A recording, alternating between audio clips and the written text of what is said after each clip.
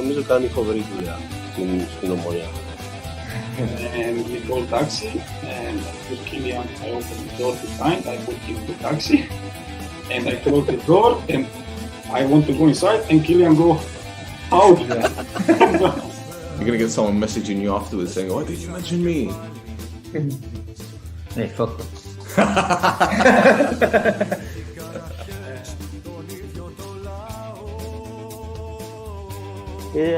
She say, I cry because you are here today.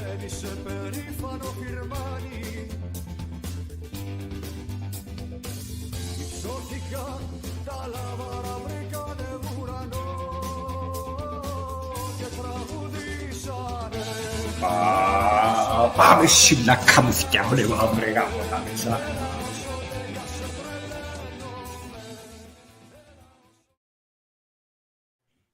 Eto, welcome to another edition of the No Choftes podcast on the OLB. Like, subscribe, tell your NOUNA. This is the Alpha Podcast. The Alpha Podcast, the greatest podcast in Cyprus. It's a fact. Everyone's telling us this now. Everyone in their NOUNA. I'm your host, Stel. I've got Roy. Kalostom Pilomu. What's going on? I'm good, man. I'm fine. I was just rushing for the pod. I want to apologize to our guest Thad because I completely forgot that I had to go to my daughter's school today to talk to the teachers, and we had to change the pod for an hour and a half. So I want to apologize to you first before Stel introduces you to our viewers. You could have done that before we went live. What are you doing this now for? I should have. It makes it more personal this way, man. It's cool. Man. Don't worry. Yeah. I have a daughter. I totally get it. I told my wife, I said, yeah, the pod guy was told by his wife he had to go to the teacher. She totally understood. She started laughing. So excellent. Well, thank you for being patient, Thad. And here we go. Thad Bell from the what podcast are you from again? What podcast are you from again? You know, I know it's the Blue Testament. Come on, I'm joking. Yeah, the site is the Blue Testament. We call the pod the Shades of Blue. We have blue in the name for both sides of it because all the soccer teams locally wore blue when we named it. So there you go. Lovely. So let's get this straight. You are a podcast. You're a website. You do everything surrounding Sporting KC from a fan's perspective. Tell us how it all started, how many of you guys are involved, and where you're at now.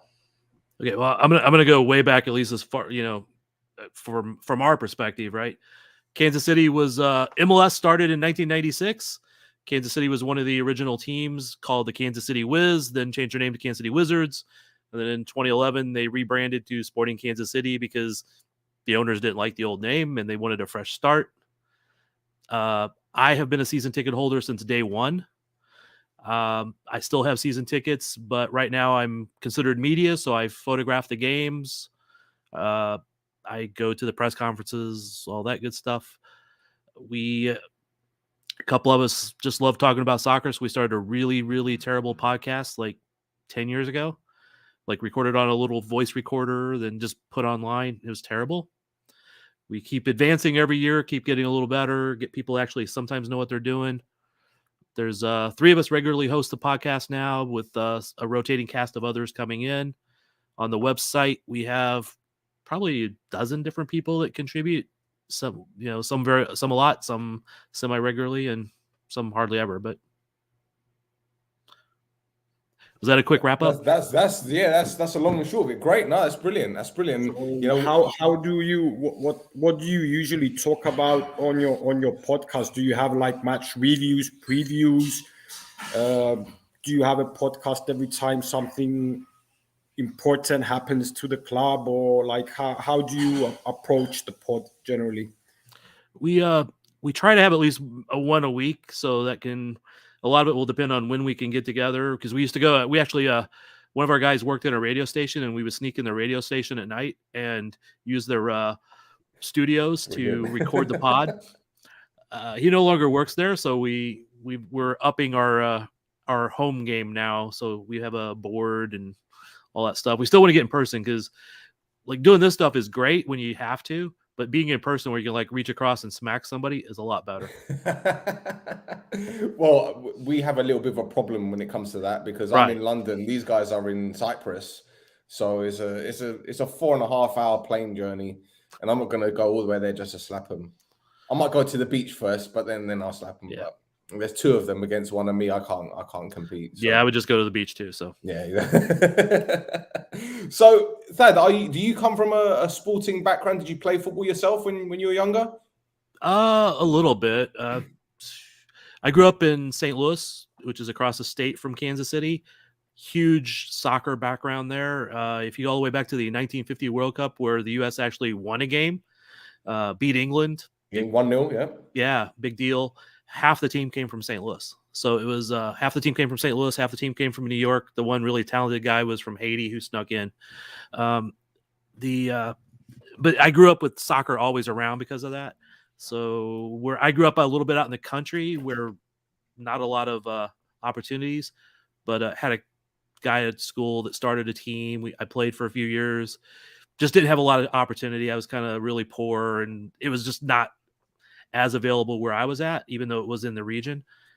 But I went in the military. I played pickup games in, I don't know, 6, 7, 8 different countries. Played on where the World Cup was going to be played because they were starting to build a stadium. We hosted a game inside of it.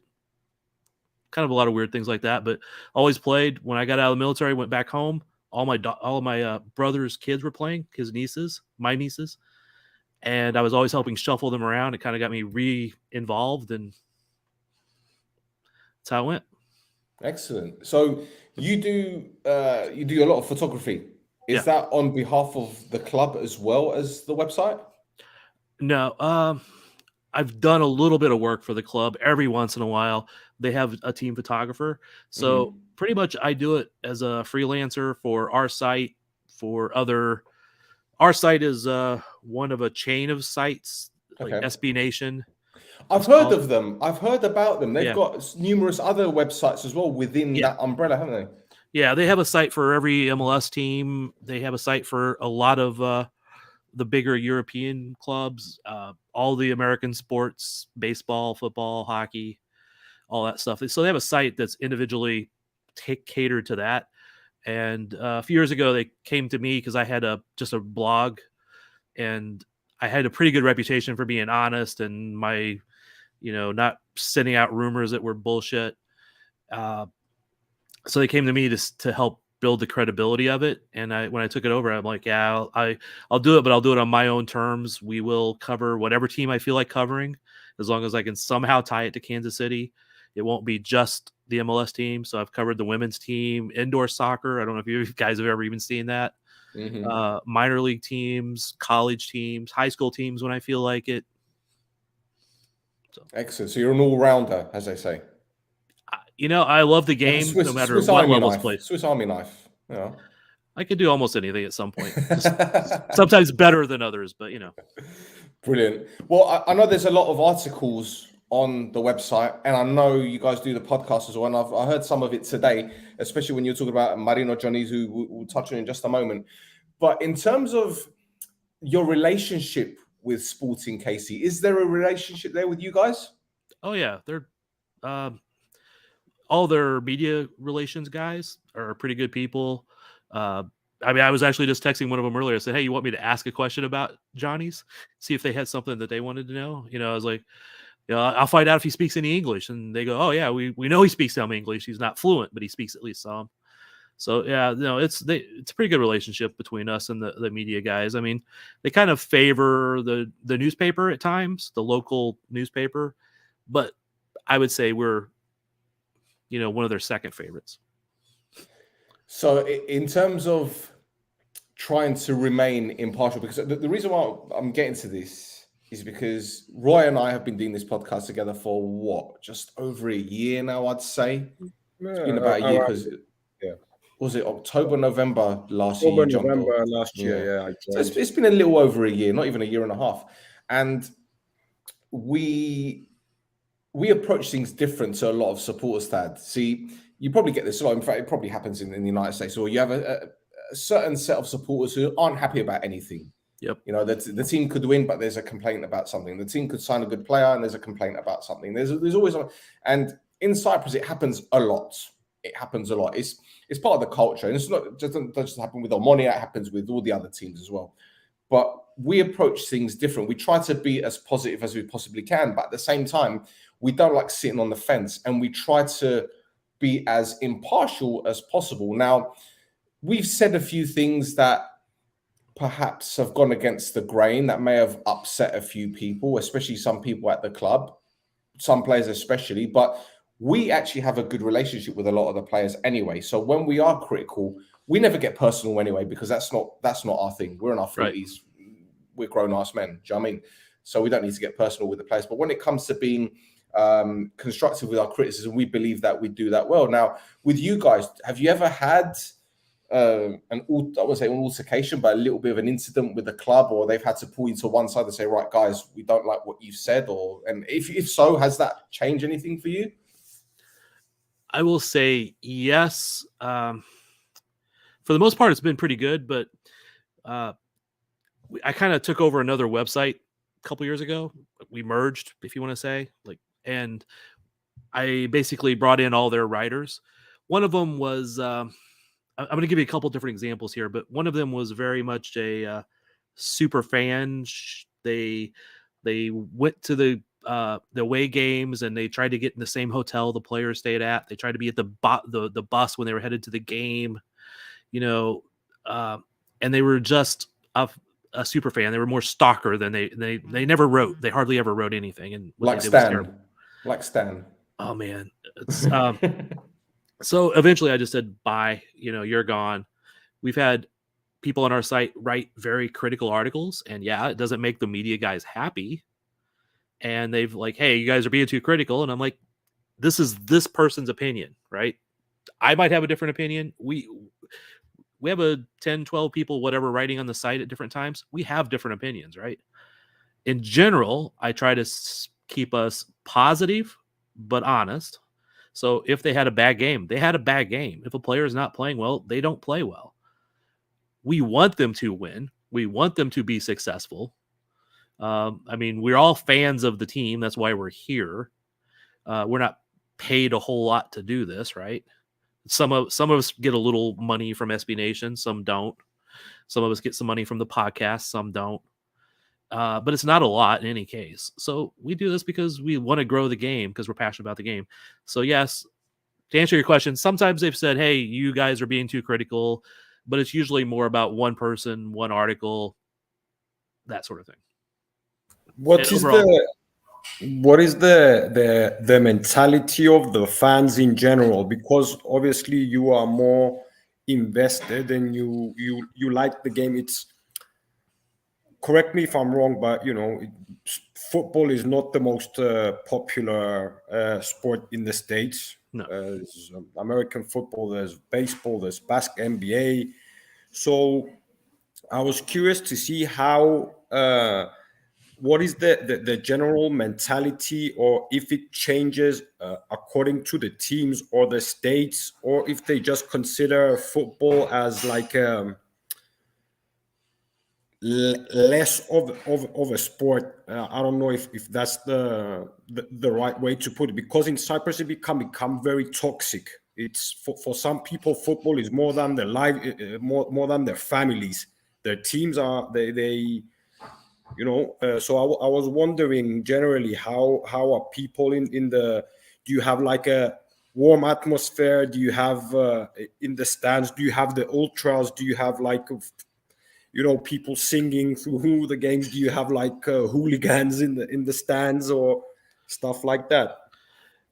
I would say we're very similar all over the world, but yes, the other sports are more popular. They're more entrenched than football, soccer is, but it's growing and it's getting there, and we're gonna knock some of those off hopefully in my lifetime.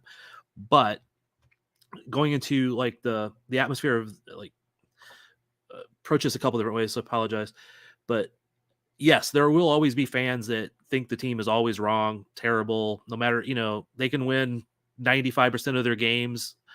They can finish the top of the conference and they suck because they didn't win the final game, right?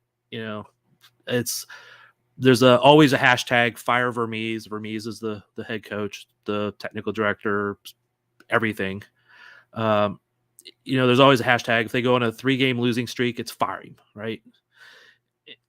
But then they turn around and go on a 7-game winning streak, or 8-game undefeated streak. It's incredibly short-sighted, some of these people, but they just have that hate. In the fan base in the stadium, for example, though, there's actually kind of 2 supporter groups sections. If you go to one end, it's the cauldron, they call it. It goes back to the old Wizards days. Wizards have that cauldron brewing magic kind of thing, right? That tie back to then, which is made up of little supporters groups. So there's different ones that are inside of that group. And there's one specific group in there that think of themselves as ultras. They're mostly just wannabe at this point. They're not too violent. They're a little crazy, but it's not too bad. You go to the other end of the stadium. It's called the South Stand. It's more of a fan-friendly supporters group. So they're not going to have profanity, not as much drunken, stupid stuff. But even in the cauldron, man, I've been okay with my daughter when she was 12 being in there, so I wasn't too worried about it. It's never been like really bad in there, throwing beers once in a while when there's a goal, that kind of stupid stuff. But they will sing, they will chant throughout the entire game or majority of the game. They have their off days too. So did I answer your question? Yeah. I was just wondering, because for me, it's the first time I have the opportunity. I'll be lying if I said I know much about the MLS, and now is a good opportunity to, have a better picture, a more clear picture in my mind about, how the game is there, how the fans approach it mostly, and how warm they are. Because some in Europe, especially, you can get some really fanatic fans in the stands. Yeah. For the most part, our supporters group will host a tailgate, a party before the game, and they will invite the other team's fans to that tailgate. There's a couple teams where, because of their supporters have been jerks or assholes in the past, they don't do that for the most part. But there's a lot of teams, like if you rooted for New York City, for example, and you came to a game here and you walked up to the tailgate, there might be a couple people give you a side eye or go, give you a little hand signal. But for the most part, you walk up, they'll invite you in, give you a beer, and talk about, why you guys think you're good. So I could tell you this. That would never happen in Cyprus. Never.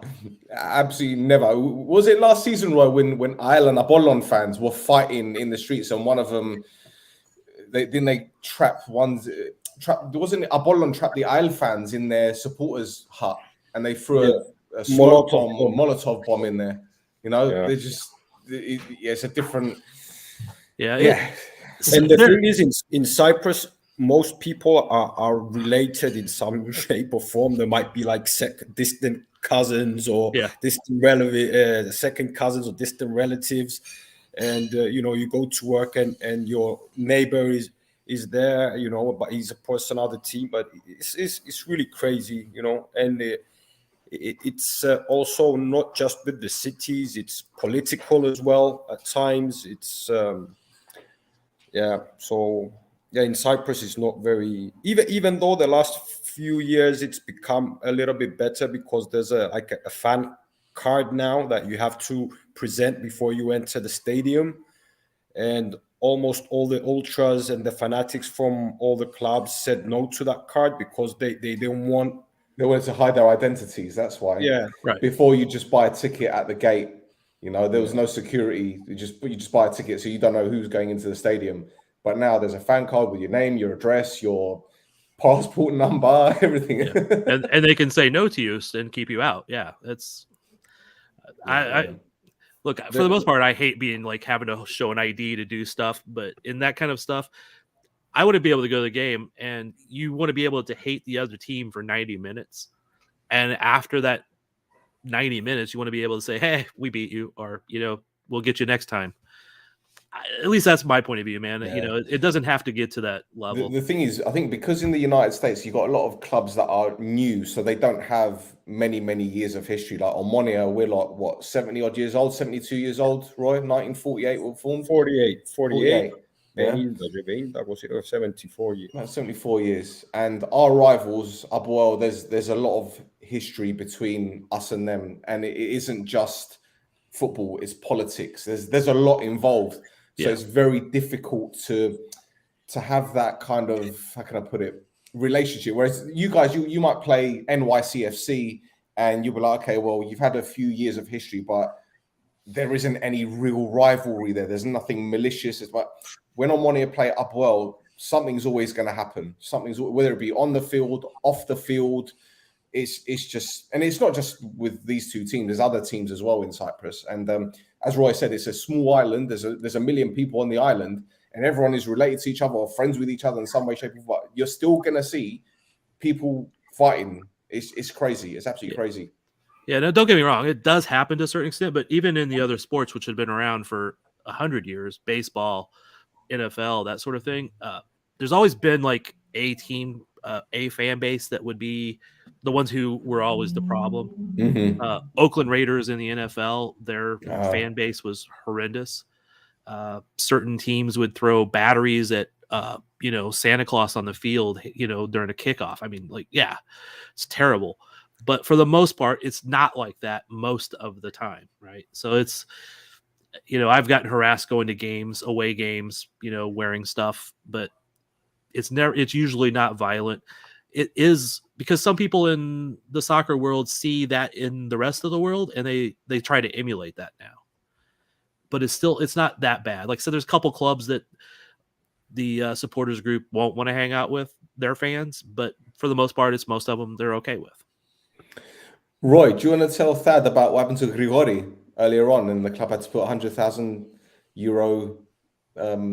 reward out? Well, okay, Cyprus is also okay. I don't think that we're really advertising. No, I just want Thad to realize that this is a strange world that we live in, and a strange. Yeah, he said batteries. Throw batteries. I remember games where they used to throw potatoes with razor blades. So that's a bit of a difference, but but there's a lot of bombs in Cyprus related to football, whether mostly related to referees, but also members of the boards of teams as well. Recently, one of the vice president actually of Omonoia had a bomb put outside his house, and apparently was football related. And it happens very often. It's very regular thing that happens every now and again. I don't remember the exact numbers, but it might have been like more than 12 occasions where bombing happened either in a car or the referee. Yeah. Or the referee. There's brown envelopes, and it's really dirty. I mean, we had the president of the Football Association was in the board of our rival team. There were the chairman of clubs being partners with referees and have other businesses together. So there's a lot of superstition, but they don't help themselves. They don't do themselves any favors, and sometimes they just do it straight to your face, and they don't care. Yeah, that's ridiculous. I mean, it shouldn't be to that level. I understand the passion behind it, but yeah. I'm also all for pyro is not a crime, and I like the choreos and the banter between the fans, and I like it as well. But I'd never go that far to hurting someone or attacking someone. Or a game of football. Yeah. It's Yeah, and I think every place has had questionable refs, and we've had a couple of accepted gifts from a player or something like that, like an autographed jersey or something, and of course that made him immediately suspect for the next decade, right, or longer. But I mean was it a David Beckham jersey by any chance? no, well, actually, now when you get away from MLS and some of the lower divisions try to be a little more ultra at times. Mhm. But when you go to international play between U.S. and Mexico, or even some of the other countries within CONCACAF, that can be like when U.S. travels down there, man, it gets pretty nasty. Yeah, when they play the Mexican sides, yeah, I can imagine. Blimey. Yeah, Yeah. there's a few players that I would never ever root for if they came to MLS or to our team because they played for. They did certain things with Mexico. Not any Mexican player. We have a Mexican national team player on Kansas City right now. He's out for the year, but it's a good player. He's one of yours. He's one of yours. There you go. Okay, well, let's talk about Sporting Kansas City then. As everyone's aware, our boy Tzionis, academy graduate, has joined the MLS side. So, Thad, what can you tell us about the club that our previous guest didn't tell us? I'm sure you saw Tom on the show. Yeah, I watched part of that, and Tom's a great info on MLS, and those guys have a really wide knowledge of MLS. But kind of like one of the phrases I tend to use is those guys are 28 feet wide but 2 or 3 inches deep. We're 1 foot wide but 10 feet deep. That sort of thing, right?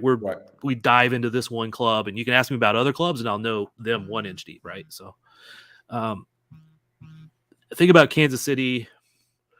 I'm gonna back up a little bit. When they were bought by a new ownership group, they brought in a new technical director and a new coach, and they got busy getting ready to build a stadium and just transforming everything, and that ended up with the name change.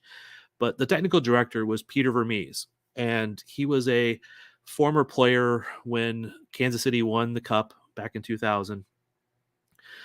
He was a former national team player, and he ended up staying here in Kansas City and like working with a youth club and starting futsal organizations and stuff like that, right?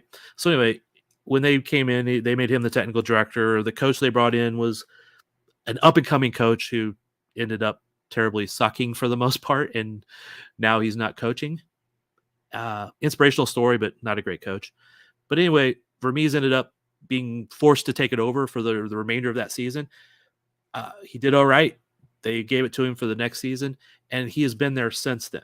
And you could say everything in this club has his fingerprint on it. It's his DNA.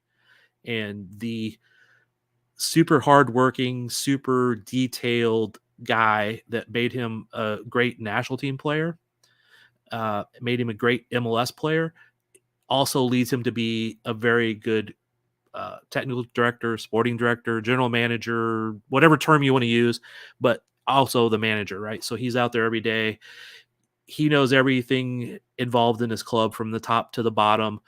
I mean, it was to the point where he is so detailed. I mean, this is like a little bit of a fairy, it's a true story, but it sounds a little bit weird. But he like threw a piece of trash next to a trash can one time to see how long it would take somebody to pick it up and put it in the trash can. Because he wanted to just make sure everybody was taking care of every little detail, every roll of the ball. One of his phrases used to be like, every roll of the ball, you play every single roll of the ball. Everything is done like that. So, and the reason I go back to that is the mentality that is put across this club. It's team first. It's about the team. It's not about you. It's not about the name on the back. It's about the crest, right?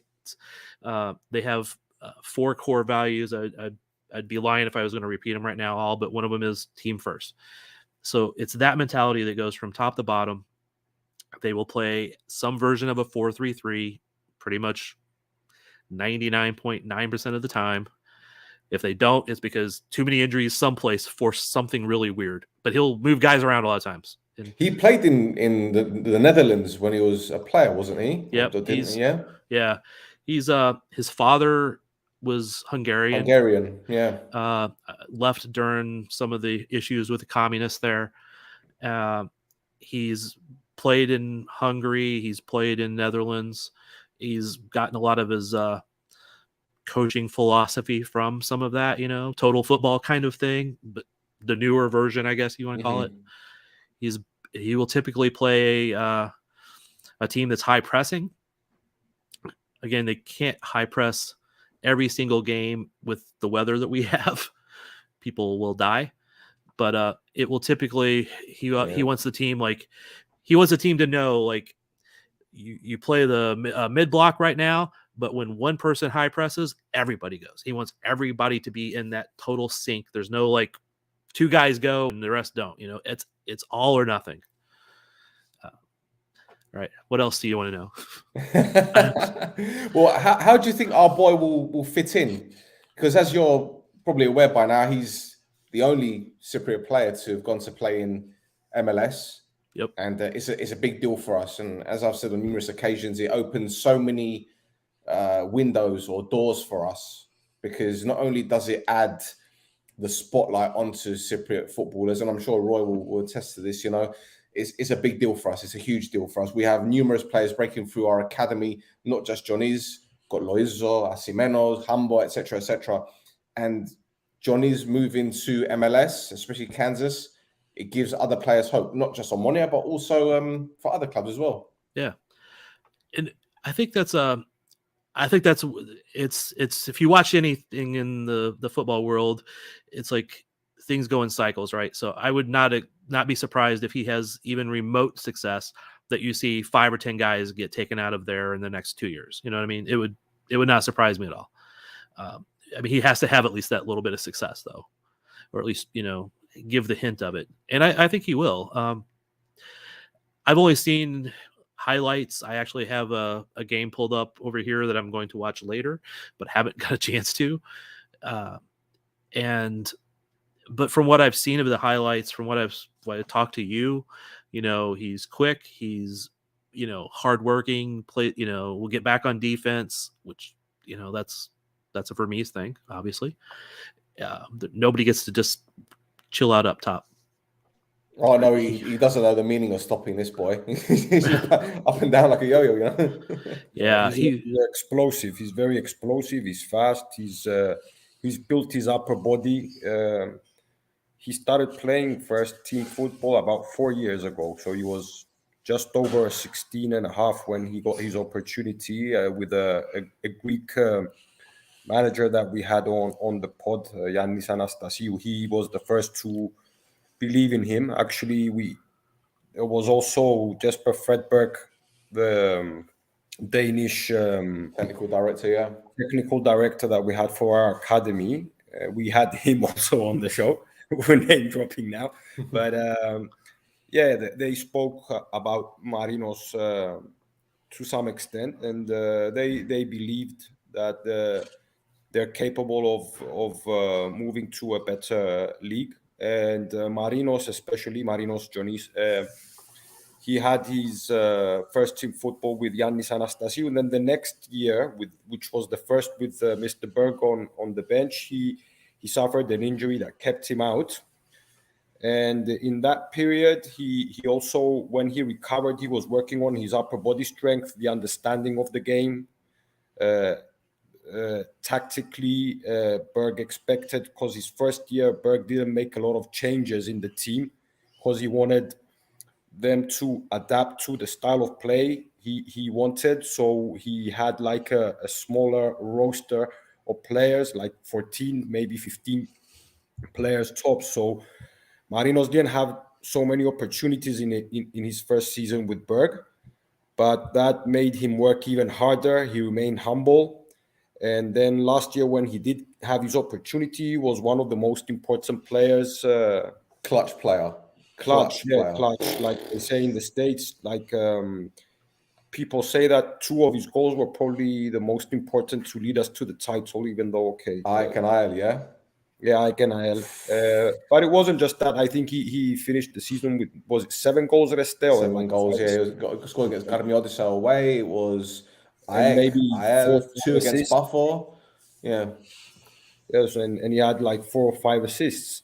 And there were games in Europe as well when against opponents which with a lot more quality and experience, he showed that he can He's stand up against fearless. these players. Yeah, Fearless. he's fearless. He's not going to be like he's humble but fearless at the same time. I don't know if that It's Yeah. makes like, sense. it's like a footballer when they cross that white line. It's like a flick a switch, Yeah. and they go into beast mode, and that's what he does. And to be honest, I don't expect too much from him immediately. I don't expect him to hit the ground running, but if he does, it wouldn't surprise me because he's that good. He really is. We At Kansas the end City. yeah, sorry. Oh no, yeah, no problem. Kansas City brought in a player a year and a half ago, 2 years ago, Gadi Kinda from Israel. And honestly, Israel has an okay league, but we weren't really expecting like this guy to come in and be fantastic. And he's been a really good player for Kansas City. So I'm kind of looking at this as the same for Tzionis, that maybe he's coming from a league that we don't expect to have, that high end player, and he comes in and maybe he hits the ground running. It might take him a little while. It typically takes people a while to transition to MLS. I should say typically. It's not uncommon for people to have a little transition time. Some guys hit the ground running, some don't. MLS tends to be a little bit more physical league than others. And, a lot of guys are, amazing shape. And, so you have to be in that shape to do it. The thing with Vermees is you might see him a little spot here or there, but he won't play a guy until he thinks he's ready. And the only exception would be that, like 3 guys on the front line go down, he plays. You have no choice. A player came in last year, Jose Mauri, who he should not have been playing yet, right? But we had a bunch of injuries, and he basically started the first game he showed up, and he had to play like the next 3 or 4 games. But then once players came back from injury, he had some time to now catch up, get more fit, understand the league a little bit better before he started getting some time again. So it could be much like that for Tzionis. I think what puts Tzionis in a good situation, and this goes back to what you were saying about not knowing the league. At Omonoia, he's played alongside some players who have represented their national team, like for example, Mixed Thomas Discord. Huberchan, Mixed Discord, yeah. Thomas Huberchan and Mikel Duris, who both play for Slovakia. They represented them at Euro 2021 or 2022, whatever what you want to call it, because it's whichever year it was meant to be, 2021, sorry. Actually, no, it was meant to be Euro 2020, but it was 2021. So, yeah, so they play for their national team. We got Adam Lang, central defender, Hungarian international. Matt Derbyshire, who I'm sure you may have heard of, scored many goals for Blackburn Rovers in the Premier League. Henningberg, his head coach, who played for Manchester United, won the treble under Sir Alex Ferguson. So he's had the right nucleus or core group. Oh, even Jordi Gomez, who broke through Barcelona's academy, ended up at Wigan and won the FA Cup there, and has played in the Premier League for Sunderland, etc. So again, he's played alongside players who've played at the highest level or coached at the highest level. So I guess he knows what's expected of him, and I think that's put him in good stead alongside the other Omonoia youngsters, because as I said on the last podcast with Tom, we thought it was Loizo, who's a younger player, was going to be the first one to leave because he was touted to join a Belgian club in the summer. But for Tzionis to leave before him has come as a little bit of a surprise for us there, Thad, to be honest. I don't know what you reckon, Roy.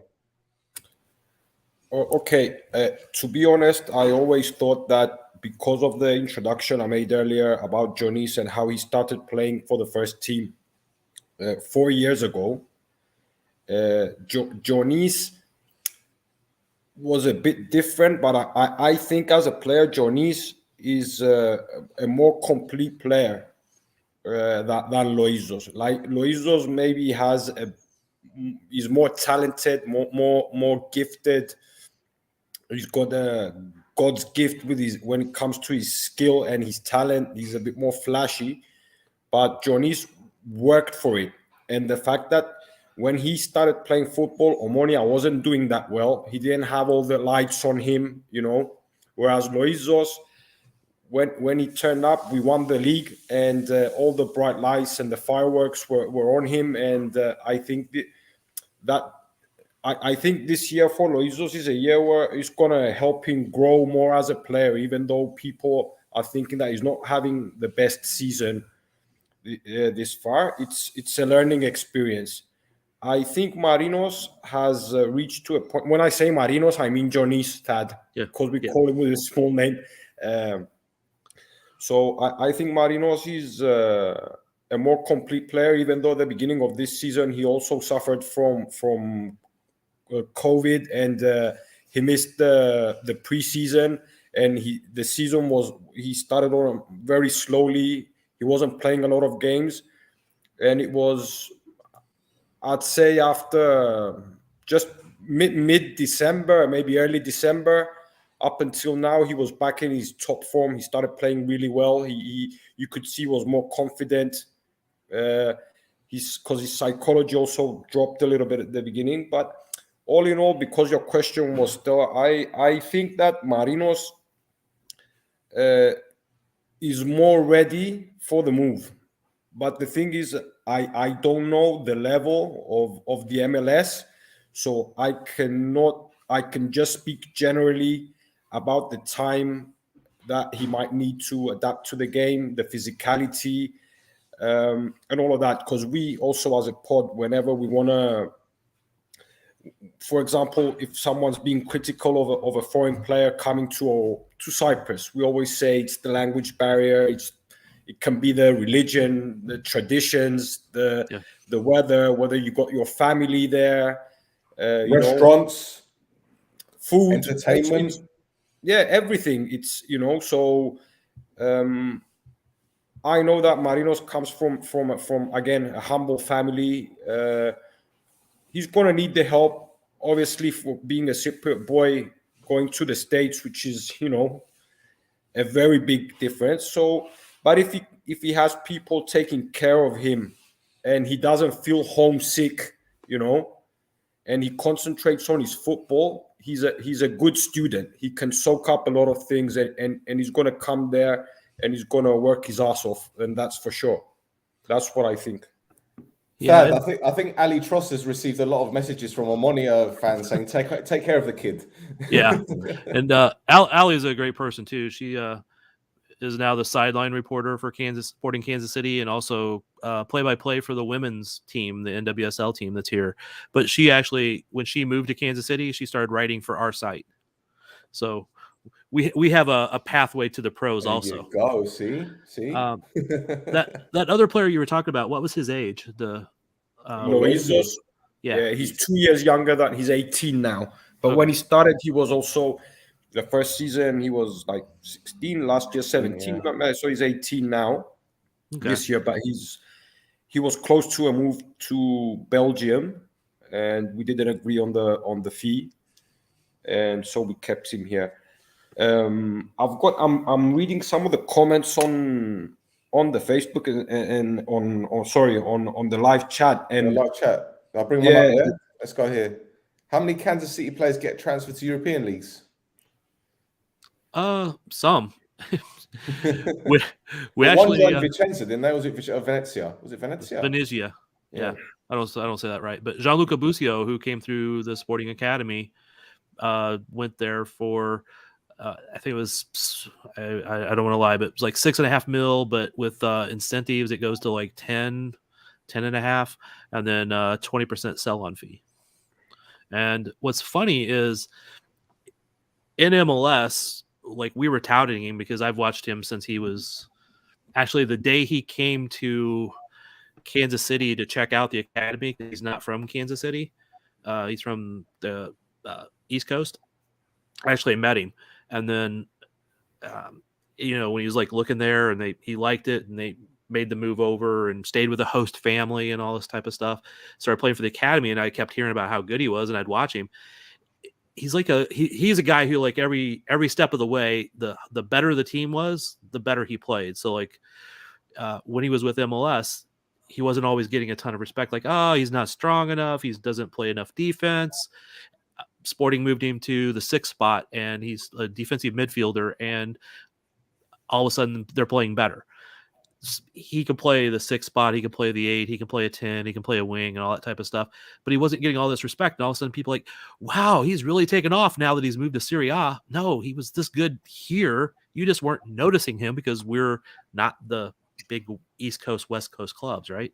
Yeah, and there's that element of snobbery, isn't it, from other leagues? You know, Serie A and Bundesliga, and they look at. In fact, I wouldn't say Bundesliga because they've been taking a lot of, I wouldn't say calculated risks. You know, Pepe has signed, hasn't he, from to Augsburg from Houston? Was it Houston? Yeah, I would have preferred Busio to go to Bundesliga just because of the style of play and the history of developing Americans. But at Venezia, the owner is actually an American, and he brought over 2 young Americans, and there's talks of a couple others that might go. I mean, that's the popular spot now. Like, oh, somebody might go to Serie A. Oh, it'll be Venezia because it's it's the place, yeah. But here we go. Another question: what's the budget of Sporting Kansas? I assume it's the wages. And so for people who don't know, MLS, like a lot of American leagues, has a salary cap, but calling it a salary cap is not actually the right thing because there's a salary budget, but all the teams start from a base level. They have up to I forget the exact amount now, but it's like 5 or 6 million. And then this is so convoluted, man. I'm almost embarrassed to talk about this. But because they wanted to compete better, they started saying, okay, you have this budget, but then we're going to give you another $2.5 million to spend. But you can only do it in certain ways. Oh, and then we're going to give you another 2 million, but you can only spend it in certain ways, right? And then you can have 3 players called designated players. We call it the Beckham Rule because when David Beckham came to MLS, they broke the rules and changed them. And then they said, and when LA wasn't doing good enough with just Beckham, they said, oh, you need a second one? Oh, well, you need a third one. So they kept changing it. So there was the designated player rule where a club can spend a lot more on a player, but they only hit the salary budget for 600,000. 650,000, 700,000, whatever it is now. So you can have like 3 of those. What this is weird with Tzionis, he might fit under what they call a U22 initiative player, and they haven't determined this yet because they're going to like get to right before the season and go, okay, how are we paying for all this? But with the U22 initiative guys, you could spend more on a transfer fee because like for a designated player, for other players, if you spend $2 million on a transfer fee and their salary is 500,000, at some point, 2.5 million hit your budget, right? It just depends on how you divvy it up.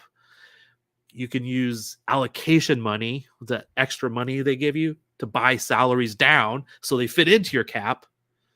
It is convoluted. I mean, I'm not going to claim that MLS coaches are the best in the world, but the technical directors who manage this budget stuff have the hardest job in the world because they're not competing against, like in NFL or baseball or something like that. They're not competing against just their other 30 teams. They're competing against the world for players, but then they have the most convoluted rules for doing so. But on the good side of it is it keeps teams from like one owner spending $1 billion on players and just running away with the league. So it keeps it more even. And it's even more difficult when, granted, the USA is a massive, massive country. But the thing is, there are so many soccer clubs out there. It's not just MLS. You've got USL, USL 1, USL 2. Then you've got NISA. You've got all these different leagues and different clubs. And it's just, like, when you look into it, it's like quantum physics. I don't get it. It is convoluted. Like it was kind of funny because last week the United Soccer Coaches Convention. The United Soccer Coaches have a convention every year, and they used to have the MLS draft, right? So drafting college players, just like the other American leagues, which hopefully goes away soon because it's a diminishing return. But they used to have a big event at this convention every year, and now it's we do it over a conference call or a Zoom chat, right? Saves money. Well, it's also less interest, but you still get like 4 to 10 good players out of college, right? I mean, guys who are showing up later in years. Daryl Decay, for example, a bunch of others. Anyway, but that big convention, man, it's huge. It's like the largest soccer coaches convention in the world. And I'm like, America's got the most soccer coaches of anywhere. It's amazing. But it was just, thousands of people there. And it's during a pandemic and people weren't wanting to travel. And we still had, I think, 10,000 soccer coaches there from around the country and the world. I mean, yes, but back to what you're saying, all these leagues, all these different things, they're not all related. There's not promotion relegation.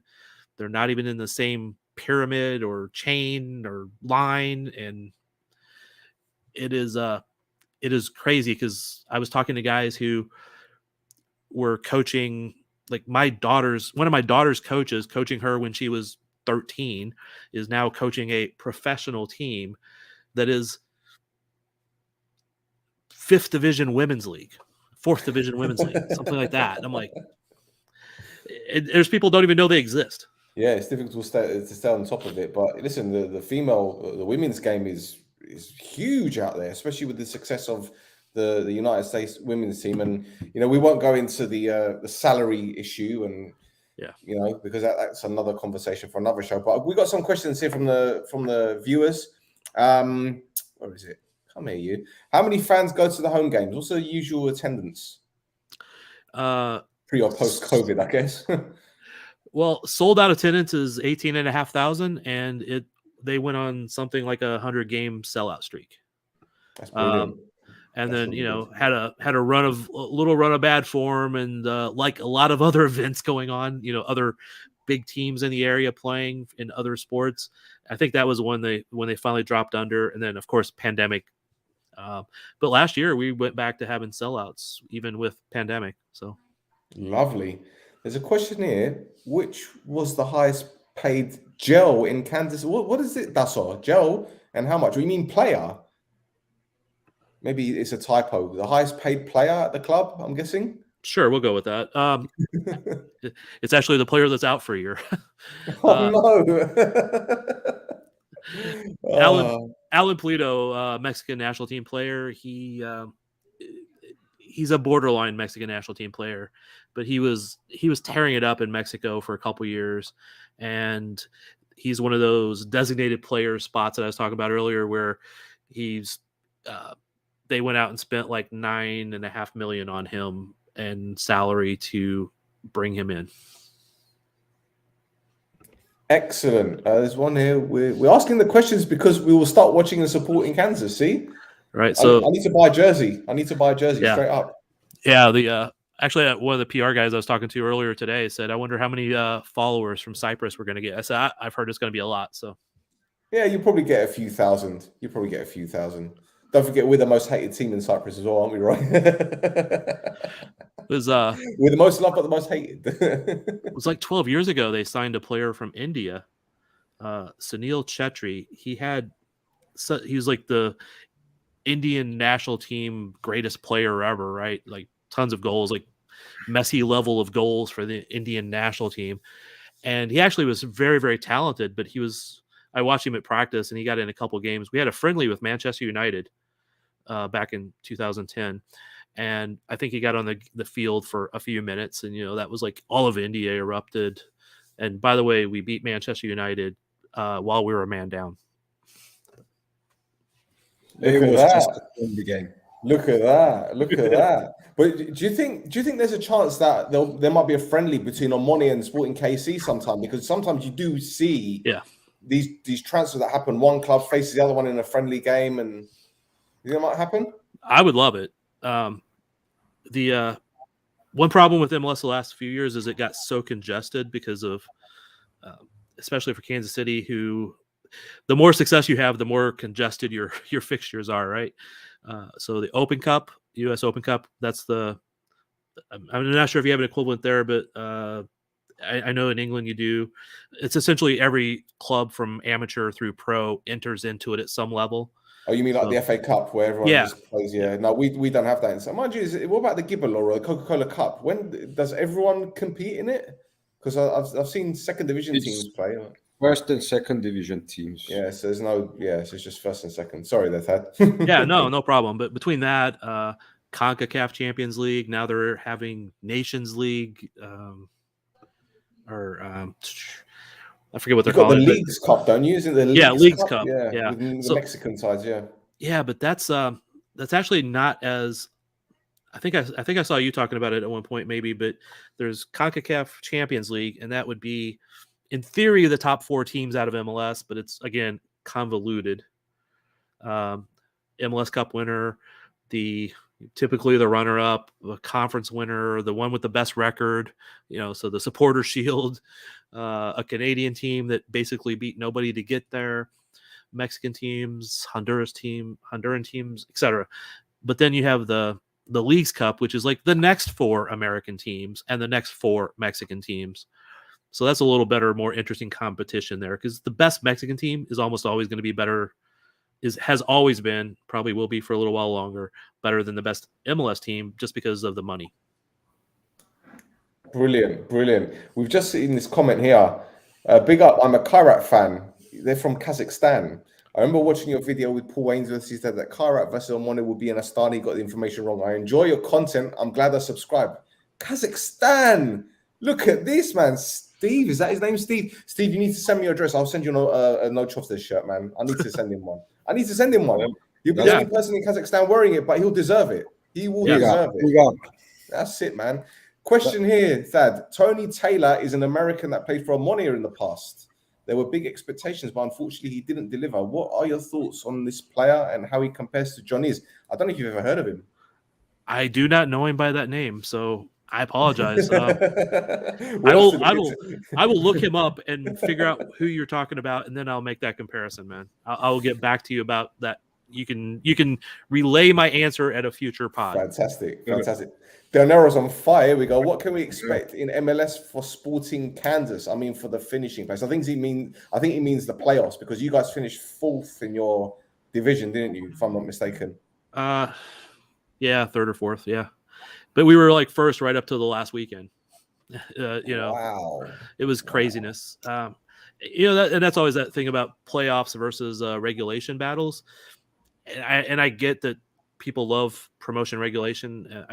I follow that for other leagues, but the one thing about playoffs is you have teams fighting to get into the playoffs. So you have like the bottom of the playoffs might be 5 teams trying to get into 3 spots, right? And you have like 4 teams trying to finish at the top of the playoffs, so they have a home field advantage until all the way, that sort of thing. So it is craziness. There's more competition that way sometimes than there is in a promotion regulation battle. You might only have 2 teams worried about whether or not going to be relegated because the other 2 are already out. And so anyway, that's a difficult question because we lost Alan Pulido, but he didn't play a lot last year anyway. He's our big money Mexican guy. They Alan need Pulido another. Played for Olympiacos Piraeus. The Mexican. Alan Pulido, Olympiacos Piraeus signed him as a big talent, and then he went to the States. He left. Yep. Yeah.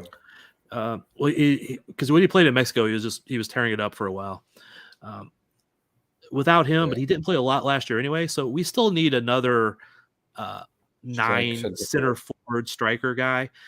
The guy that played there a lot last couple of years, Kyrie Shelton, he doesn't score much, but he's one of those guys who works everywhere. In 2018, Daniel Shallowy, a Hungarian-American homegrown left wing, Kyrie Shelton in the center, Johnny Russell on the right, Scottish player. They led the league in scoring. The team led the league in scoring with those guys in front. So that's the same guys we had last year without Pulido. It's the same guys we'll have going into this year with the addition of Johnny's and another homegrown guy. But they need another 9 striker guy to have, rest people and have a different look. So we're still looking. Who do you think is going to be Johnny's competition? I mean, you mentioned something about the Hungarian-American left winger. So does the manager give opportunities to a lot of players, obviously, because of the games, a lot of games that you have to play? Or is he a manager that prefers to stick to who he knows better and he doesn't give opportunities to newcomers? he loves to stick with the guys who won the last game. Okay. So to be honest, and as I was saying earlier, he's not going to put somebody in just to give them minutes. All right. He's going to put somebody in because he thinks that they're the better choice to win that game at that moment. So if the left wing guy is having a bad day, hey, he's going in, right? If they're getting shots and they're, even if you're down 1-0 and they're getting shots and creating good chances, he may not change that front three. In fact, he doesn't a lot until like the last 5 or 10 minutes, which is one of the criticisms a lot of fans do have of it. But when he gives a guy a chance, it's because he believes that he's ready to play at that spot. So when you see him go in, expect him to play well. So who do you think recommended Tzionis to Kansas City? That's a good question. That's a very good question, because I don't have a clue what's going on here. That is actually, I asked him about that in a press conference a few days ago, how he identified Tzionis and also the guy from Israel a year and a half ago. And they have been building because of the money growing in MLS and the need to go outside of America to find players more and more as more teams spread across America, both in MLS and USL Championship. That competition for player in the United States for American players is huge. So you got to find these guys elsewhere, and they've built they call it a talent identification department. They don't call them scouts, talent identification department. And I know one of them is a former player here who has a lot of the South American side of it. But I've met a couple of the ones who have are in Europe. I can't say their names right now because I don't remember them. But they don't actually put all the names out there everywhere for them to be seen sometimes. But he has a lot of roots over there because he's got Hungarian roots. One of his coaches has other roots from trying to remember the right country. I don't want to say it wrong. So other European roots. And so they have a lot of connections over there, and they're always looking around there, but they have they have those talent identification department that is definitely scouting every league out there right now. So maybe he got the attention when they were playing in Europe. I don't know. Long-winded answer. Sorry.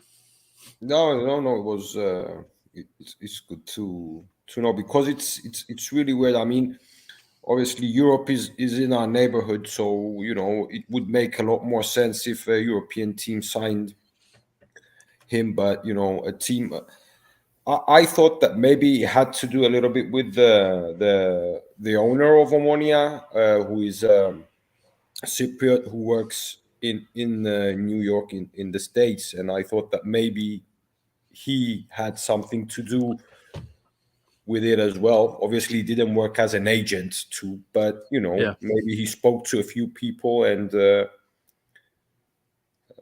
that too. So the thing is, there was an article I read. Yeah. Sorry, right. I read an article that there was a Serbian agent involved in the deal. I forget the guy's name though. Could be. I don't know. No. Because I questioned that too, because I went to like on a transfer market, they list agents, and I went to look at their agents and like the other players that were represented. But even like with the second team last year, they tend to sign guys from like regions. So I honestly wouldn't be surprised if there's another guy from Cyprus or a country very close to Cyprus that shows up, or another because Tzionis speaks English, but he also speaks Greek, right? I imagine. Yeah. So I wouldn't be surprised if another Greek player shows up, whether it's with the first team or the second team. I don't know that. Just would not be surprised. What do you know about the financial agreement between Kansas City, Omonoia, and Tzionis? So what do you know? How much did Kansas City pay? If there's like a clause for a 10 or 15%, if there's a resale, if do you know any of the terms of the agreements? Actually, most of what I've heard is I've read from articles over there. Okay. But I've gotten the impression from people that it is reasonably accurate. So 1.5 to 2 mil range for the transfer fee. I forget the fee for Johnny's actual salary, but one interesting thing about MLS is partway through the year, the Major League Soccer Player Association will publish all salaries. So you'll actually be able to see what his salary is, like probably about halfway through the season. Okay. Still, have we got any more questions, or do you think we?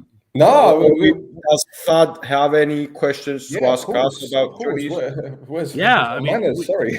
No, we keep hearing about him as a left wing, right? And that's where he's going to probably compete a lot at. But he's right-footed, and I know Vermees likes wingers who are able to cut into the middle off that, to their primary foot. So I'm assuming that's a strength of his. But I've also heard Vermees said he could play either wing or either of the two attacking spots, which with the way Sporting plays is I call them 8/10s because neither one is really a true 10. Yeah. How does he fit into those roles, the right wing or that 8/10 role, you think? When he started playing, he was more as a, like you said, an 8 or 10 role. It was only under Henning Berg that he started playing on the wing, because Henning Berg likes to play players on the wing with the opposite foot. So on the right-hand side, we have a left footer who's Loizos, and on the right is Tzionis, who plays, the other way around. Loizos plays on the right with his left foot, and Tzionis plays on the left with his right foot. So I'm not going to say he has split his career playing in these two positions. Obviously, the last couple of seasons, or mostly I'd say last season and a bit of this season, he played mostly on the left. But he can play. He's got the ability. He's got the skill to offer in that part of the midfield. And I personally expected him to play there this season as well, because we had a lot of injuries or people on national duty. But Henning Berg seems to, prefer him to play on the left-hand side. But I'm pretty sure when he goes to the States and, he trains with the team, and if the manager asks him to play somewhere elsewhere, I don't think that, he has so many years behind him. He's still learning. So the fact that he's played in more than one position is going to help him grow even more, because sometimes you make a move to another team, or a different manager sees something different on you. But I'm pretty sure he'll be able to offer wherever it's asked of him. That's one of the things that Vermees loves to do is at some point in the game, the left wing and the right wing flip, and now you're a different defender is having to figure out how to defend you, right? So they'll flip for 10, 15, 20 minutes, and naturally, as he expects that. Pretty much, you're coming off of a set piece. Everybody just has to fill a role, right? So everybody fills whatever spot they need to fill until you can reset throughout the gameplay. So he will get opportunity to play in all those different spots at some point anyway. I think the thing about Johnny is what impresses me the most is, aside from the work ethic, apart from the pace, apart from the positional awareness, I think once he identifies and recognizes his particular role in the team, what he needs to be doing, he'll be one of those players where you'll say, as a supporter, he always seems to be at the right place at the right time. Okay. There were moments last season where he scored important goals, but it was his running off the ball, it was getting into the right area, being at the right place at the right time. As I said, Roy, the goal against Buffer, where the first goal, where the goalkeeper saved it, and it's come out to, was it Ernest, I think, and he squared it, and Tzionis was there. The goal against IL this season, where it was pulled across the face of the goal, Tzionis was there. The diagonal run against Ajax, where Foddy laid it off, and he just took one touch and smashed it in the top corner. Right place at the right time. The goal against Ajax in the last minute, in the last minute, where it's one apiece, 89th minute. He latches onto a through ball, and again, the running in between the centre back and the fullback was brilliant. They couldn't catch him. The finish was superb, and I think that's what you're going to get from him. The one concern that I have is I'm just a little bit worried that it might take him a bit more time than I'd like for him to get settled. But it goes again with adapting to the surroundings, the culture, everything like that. Sporting has traditionally done pretty well most of the time with players coming in from other places. Like I said, a lot of times you will find that they will sign a couple players from a similar region just to have some companionship there, the language or whatever.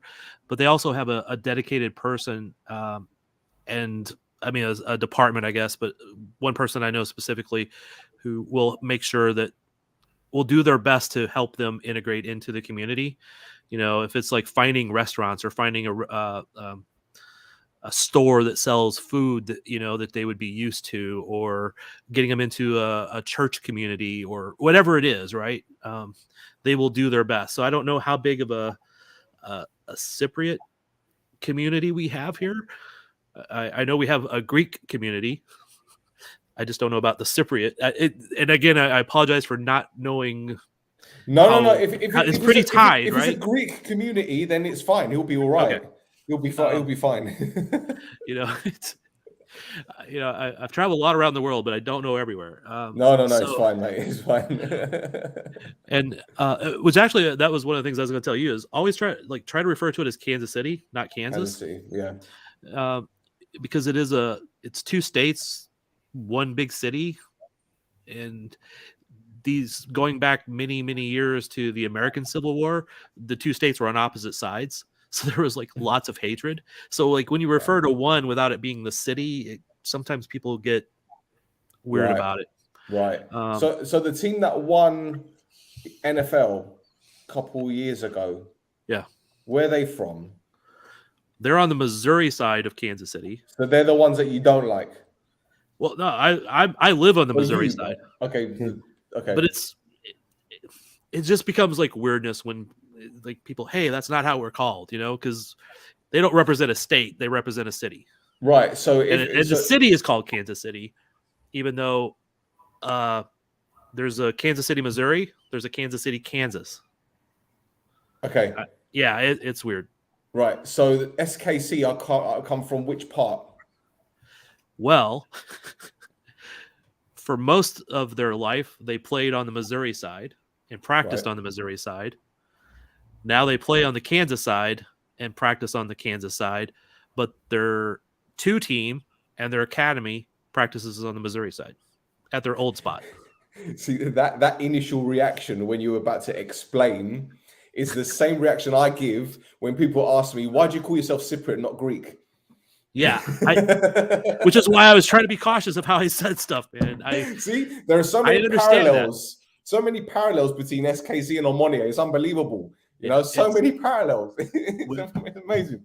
When I first moved to Kansas City, back in '91, man, I'm really freaking old. But when I first moved here, somebody came up to me and said, "Hey, what team do you root for?" I'm like, you know, what sport, right? You know, we have too many. And they said, you know, college. And I said, I picked a college halfway between where I grew up and where I was at, right? And they're fans of the College of Kansas, KU, would just cuss me out because I chose Missouri. Fans of other colleges like, okay, you know, it was like a friendly rivalry kind of thing, right? But the fans of KU would like cuss me out, man. You know, if I had a Mizzou sticker on a car, and because I'm a photographer, so I go to the town where the Kansas is at, right? I go there, I'd walk out and there'd be spit all over the car at the sticker. So my car now has no stickers, right? Nothing. Just because I don't want to be in the spot where I'm like, you know, I don't want to drive a Sporting Kansas City car to a Chicago game. That would be potentially bad there, but you know, I don't want to have a Mizzou sticker on when I go to Lawrence, Kansas, or a KU sticker if I go to Columbia, Missouri, right? I keep it very plain label at this point. But so Sporting Kansas City for everyone, and myself, obviously. SKC, man, call them KC, SKC. Fantastic. And you're good. Call them Kansas, and people start to go, hey. Yeah, be careful. Thad, it's been an absolute pleasure having you on the show, man. Appreciate your time. Thank you for rearranging everything for us. And before I let you go, would you like to promote anything? Would you like to remind our listeners your website, your podcast, all that kind of stuff? Yeah, just and your Instagram. Come on. Yeah, www.thebluetestament.com is the website. SB Nation website, covers soccer in Kansas City. My Instagram is Thad_photo.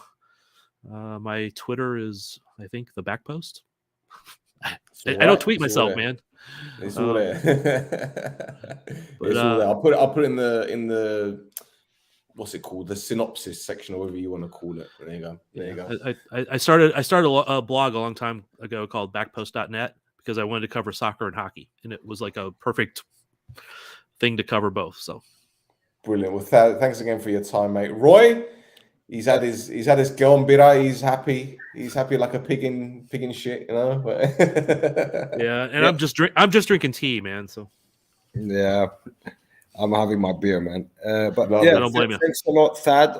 I hope you enjoyed it. We enjoyed it. It helped us have a better understanding about where Tzionis, the environment where Tzionis is going to play, because we are, we're going to be following him, and maybe we're going to chat again sometime soon, and hopefully it's going to be for good news, for Tzionis. And it was an absolute pleasure having you on the show. I hope you enjoyed it as well. I did, man. I love talking the sport to no matter who, man. So I enjoy it. And maybe you can promote the pod to people there in the States if they find it interesting, They're not going to listen to us. Who wants to listen to us? No one wants to listen to us. Not us. We're talking about Tzionis. He's not right, going to look at your face, man. Yeah, see my face. Actually, I have one favor to ask, I guess. Sure. You said everybody in Cyprus knows everybody is related to everybody at some point, and I get that. I grew up in Missouri. That's the same way. But find somebody with the embassy. Make sure that they get his visa approved as fast as possible so we can get him over here. We'll do our level best, mate. That's our biggest issue right now, getting players over. I think he's going to be there around the 10th of February. This is what I heard. I hope so. That should be. Roy knows a lot of people. Let's put it that way. They should be. They're in preseason right now, and I mean, I know he's in game shape because he's been playing, but it's still good to get him intermixed. And then also, I would not be surprised if he makes a couple appearances with the 2 team just to also make sure he's game fit and get a little. Formerly Swope Park Rangers, yeah. A little story. They played in Swope Park, which is a park here. So fans had called the old reserve team the Swope Park Rangers as a joke, or just a fan thing. So they adopted that name when they started the 2 team. But they found that players didn't want to sign for Swope Park Rangers because they didn't connect. Well, they didn't connect that it was a 2 team for the MLS team. Right. Even though they were told that, they wanted that more perfect, like everybody having the same crest, jersey, all that stuff. So. Excellent. Brilliant. Roy, wrap it up. Oh, before you do that, OLB24.com t-shirts. Let's go. Come on. Yeah. Let's go. There you go. Roy, go on. Finish it off. Come on. Thanks for having me on, guys.